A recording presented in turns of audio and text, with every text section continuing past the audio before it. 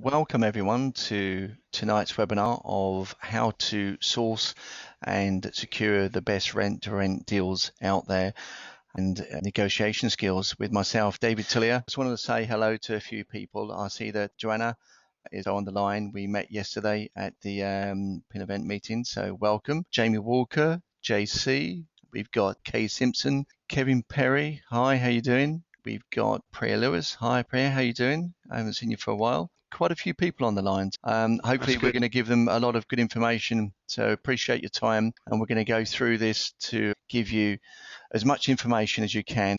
So without further ado, let's crack on. For those of you that don't know me, my name is David Tillyer. I'm the director of a company called Earth Property Solutions. We've been actually sourcing properties and mentoring and coaching people now for a number of years. And I've actually been a property investor myself for over 10 years. I actually become an accidental landlord many years ago, back about 12 years ago when I had a property and I let out the room by room. Little did I know at that time that that's what they now call a HMO, which is really what the majority of my portfolio is now made up of, a lot of HMOs. So I tend to concentrate most of my portfolio outside of London because I tend to get the better yields there, and also the asset value is increasing, not as well as London, but it's increasing steadily and I'm in it for the long term. So there are some strategies that I can go through with you a little bit later, but that's just a little bit about me. Okay, so now the area that I'm going to cover tonight, I think really the most important thing is to identify who is this webinar for and what are the sort of areas we're going to cover. As it says there, this particular webinar is not just for the beginners because we always start somewhere, but it's also for the intermediates and advanced property investors as well, because no matter how much you think you know, there is always something else that you could learn. And I'm constantly learning all the time, and I'm sure Alan is as well. You know, we find out new strategies and we find out how we can improve our game. And that's really what tonight's webinar is all about, is to share our knowledge and experience with you guys, so you can actually maybe just, even if it's just one little golden nugget there, you can take it away. So have pen and paper ready. Okay, so I'm going to be going through tonight the 7 key areas which you need to become a master property investor. A summary of them really is, I believe you need to be very clear and focused. You need to have a PPR, and I'll go through what a PPR is, a personal property roadmap, a little bit later. You also need to identify the location. As I say, location is very important. How to source deals, 3 pots of gold, and having an X factor to be able to buy and flip and manage properties is also a key ingredient. And also we're going to look at yields versus capital growth. What is the most important one to you? And then we're going to look at crunching the numbers and looking at the cash flow, because it's also very important. So the first thing is, do you have a clear and focused strategy? Now, a lot of people sometimes get into property and they get very excited by the numbers and they want to get into it, but they have no real clear strategy in place. You know, it's like the saying that goes, you know, if you don't plan to succeed, you end up failing. So what I normally do when I work and mentor individuals, I put together what I call a PPR, personal property roadmap. I design that around you, because everyone is different. We're all unique. We're unique as our own thumbprint. And what I tend to do is actually work and find out where you are now and where you want to be. It's like a business plan of your property business. So I think even if you don't want to work with me, it's vital to have something like that in place. Now, to help you move forward as well, it's vital that you surround yourself with the right people. Build your power team. These people will obviously consist of a good property lawyer, your builder, your surveyor, your mortgage broker that can get you the best deals out there, maybe a sourcing agent. You need to build yourself a good, solid team of people. You know, you're going to probably get recommendations, but you're going to have to go and meet with these people, fill them out, see how you can build a relationship with them. Because this business, believe you me, is about relationships. It's not always about, you know, getting the best deal. I've actually bought properties that's overpriced in the marketplace, not necessarily BMV, but I actually build relationships with people, and that lasts a long time. And the third and most important thing really in a strategy is that you need to take action. You're always going to persist with insufficient knowledge. So always just keep on moving forward. Even if you don't think you did it right, but at least you're moving forward. Always try to actually move one step forward and learn one new thing every day. Now, another good thing you need to do is identify the right location. And it is, as it says, it's all about location, location, location. Now, a lot of people tend to actually say, well, I'm going to invest where I live. But if you live in somewhere like Highgate or somewhere in the centre of London, it's not always feasible to actually have a group of buy-to-let properties in that area. You may need to look outside. So the way you can actually check on whether a location is the right location is if you've got high enough demand there. Now, I use a little tool that you can see a snapshot of there, and this is a really good website that you can use, and it allows you to actually identify how many people are looking for rooms in that area and how much the rent is as well. There's things like Easy Roommate, there's Room Buddy, there's quite a few of them. But this particular website, if you see there, just there's a little button on rooms for rent. Now, if you was to put in your postcode there that you want to invest in the area, let's say it's Birmingham, B1 for example, and see how many rooms are for rent in that area. Let's say you get up 30 or 40 rooms. Then what you do exactly the same postcode search by putting the radio button in rooms wanted. So that will tell you how many people are looking for rooms in that same postcode area, as opposed to how many rooms are for rent. Now, if there's more people that are wanting rooms than there are for rent, then you know you've got a strong demand. And that's one way you can use Easy Roommate like this to actually search and see what the demand is like in a specific area. Okay, now, once you find a property, another thing that you need to do on a constant basis while you're actually out there, you're going to networking meetings, you're speaking with friends, because when you invest in property, you will actually maybe start off with your own money. And for some of you that don't have any money, you may actually look to acquire money. But what I always say to people, you need to have what I term as 3 pots of gold. Now, 3 pots of gold are really 3 people you can actually go to with a deal. These are people that will actually support you and believe in you to actually support you in that business venture. So they could become your joint venture partner. So a question to ask really, who do you know who can actually support you? Make a list of those people so you can maybe just over coffee have a chat with them and just give them a little bit of idea what you do. Don't give them the hard sell, but just have a chat with them about, listen, I'm investing in property and I'm getting a good return, come and have a look at this property that I'm looking to invest in. It's always a softly approach. It's about building those relationships. Now, when you are buying properties, you can also use what they term as creative finance.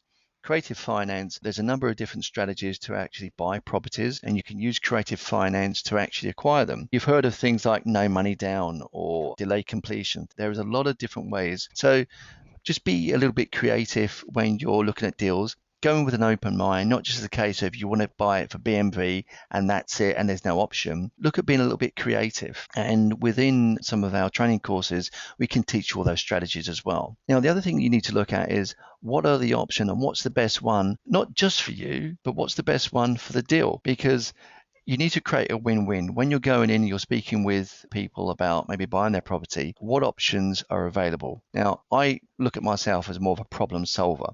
So it could be a case is that I need to actually create a specific way of actually purchasing this property that's going to benefit the seller as well as it does me. But go back to 3 pots of gold here before we move on.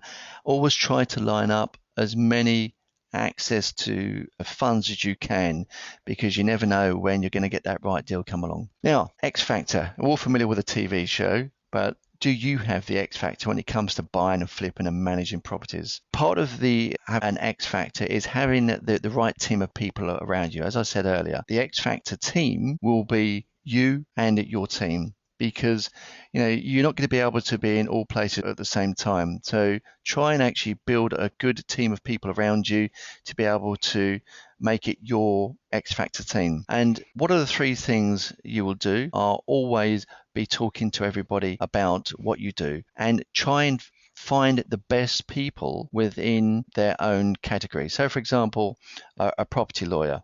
Try and find the best property lawyer you can within your budget and make them part of your power team. Find the best builder you can.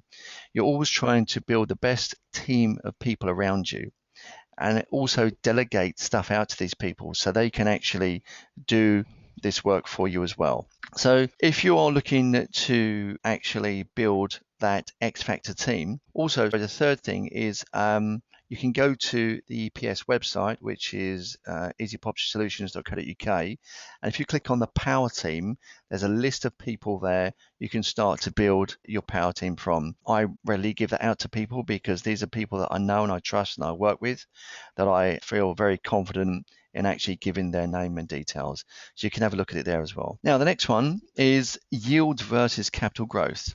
Now, a lot of people employ a strategy that they want to just be in it for the short term. They need to get a certain amount of money in every month, and that's really what's going to suit them. So you've got to look at what strategy is right for you. Is it the short term or is it the long term? With yields, obviously, they will give you the short-term results, and the capital growth is going to give you the long-term security. Now, you can, if you put together a balanced portfolio of buy-to-let properties where you're flipping and you're holding for the long term, have a bit of both. So you can get some short-term rental, and you can also flip and you can get some good capital out of the short term. And also, if you hold a property with the equity growth, you can get some good long-term yields and some security there as well.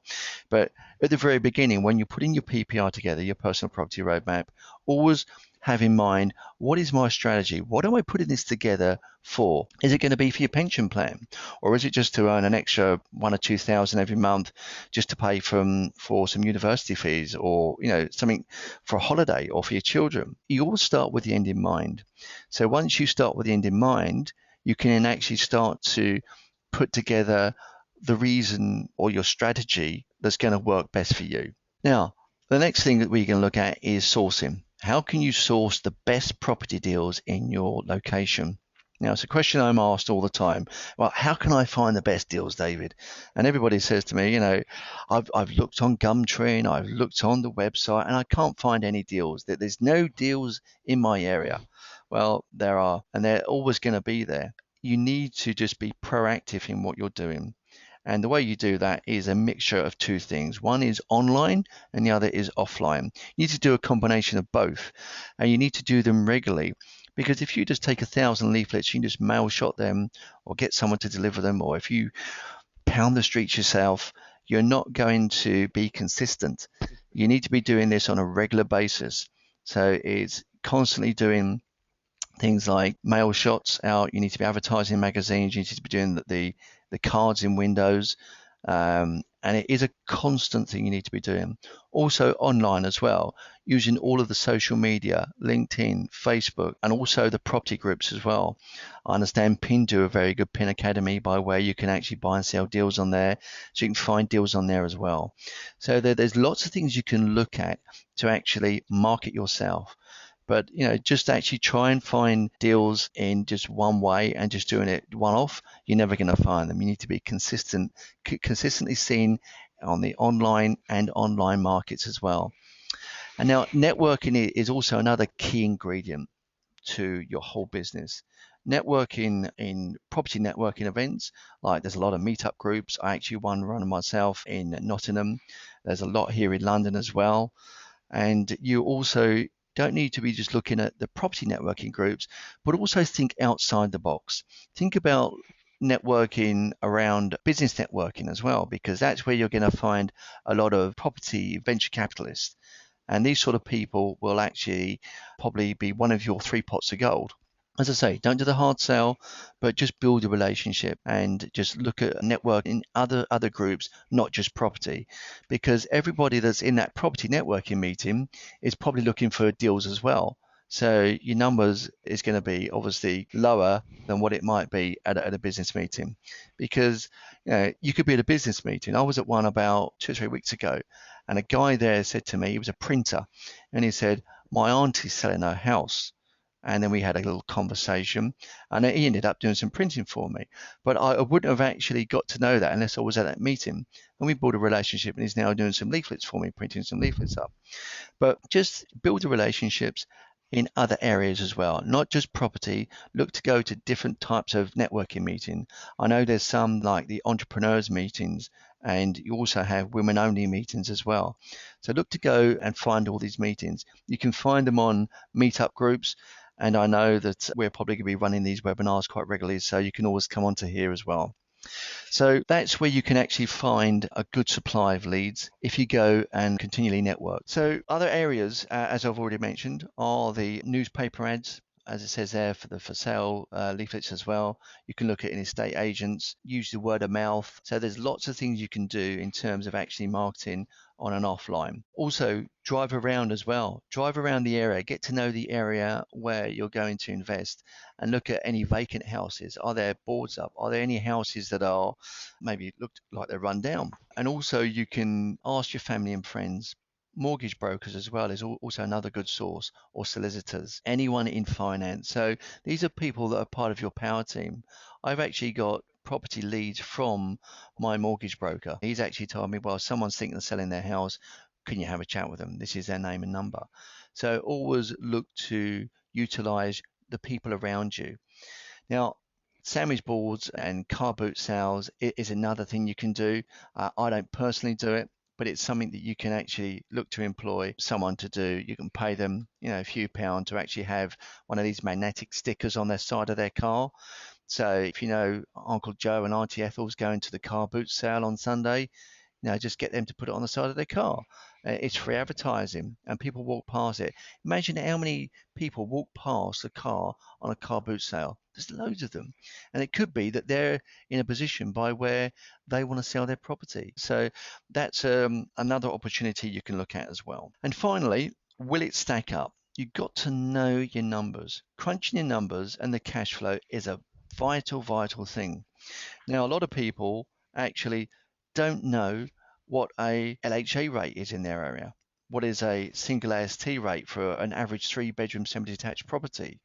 And what is the room rate in the area they can invest? You need to know all these numbers. In the areas that I invest in Nottingham, I know all of those figures. So when I look at a property, I can convert it immediately and say, is this going to stack up? Will this property cash flow? So always know the numbers in your area. So that's 3 things, just to recap. You've got to know your LHA rate, that's a local housing authority rate, and you can get that from the local authority website. So let's say, for example, you was buying in Camden, you can go onto the Camden website and you can find out what the local LHA rate is being paid in that area. You can also find through things like any of the property sites what a single AST let is, which is a short hold tenancy for an average 3-bedroom property. And also you need to know the room rate, which you can get from Room Buddy or Roommate. Because if you're going to employ a HMO strategy where you have multiple rooms, you're going to need to know what the LHA rate is and also what a single private landlord room rate is as well. Because worst case scenario is that you're going to get the LHA rate if you decide to employ LHA strategy. Or the best case scenario, you employ a private landlord strategy and you can get obviously a little bit more. But you need to know these rates. You need to know how to crunch the numbers as well and make sure that it does cash flow. Because if it doesn't cash flow, it's not type of property that you probably want to invest in. Now, it's something that you need to think about because, a lot of people do actually go into buying properties and they don't know if it's going to cash flow or not. Throughout this program as well, what we're going to be aiming to do is to give you the determination, the willingness to take action. They are the most important things.